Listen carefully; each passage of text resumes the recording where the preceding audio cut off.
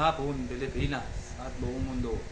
Night tayo, pahiram po ng 20 minutes ng inyong hapon. Ako po si Sam at ito ang Get Sam Show. Pag-uusapan po natin for today's video, for today's episode guys ay si Boss Toyo, ang kanyang viral na suntok sa social media na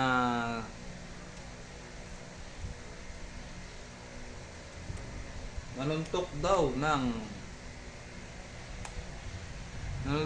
siya ng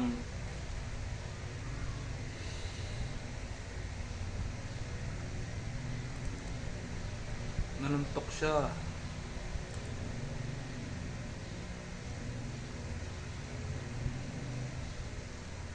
naman po ng ito po ang sabi ni Boss Rendon na resolbahin ang kaso nila Boss Toyo at Boss Mel kaugnay sa laban nila sa ginawa nga ni Boss Toyo guys, no?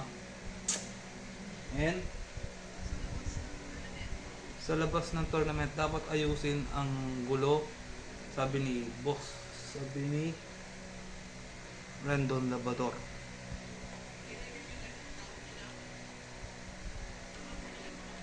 At nire-review na rin daw nila ang mga protocols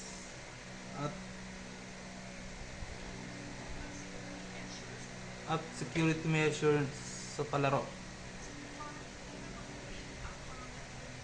para hindi na maulit ang ganitong eksidente ng palaro.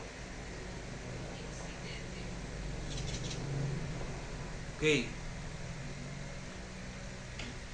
Ang masasabi ko lang guys sa nangyari kay Boss Mel at Boss Toyo, nag-aasaran sila nag-aasaran.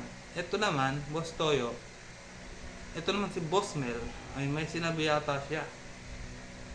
Ewan ko na kung saan sinabi guys, no? Basta makikita sa video, pakikita ko naman ng video kung paano nag-aasaran sila. Okay. Masasabi ko lang guys sa dalawa,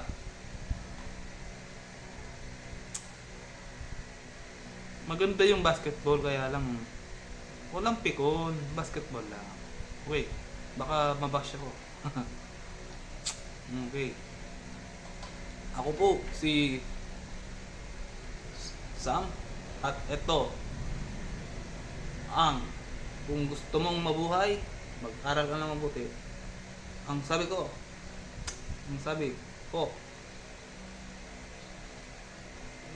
ako po si Kuya Sam at ito ang Get Sam Show. Kita-kita tayo sa susunod na video, sa susunod na episode. Ngunit nagbago. Bye-bye.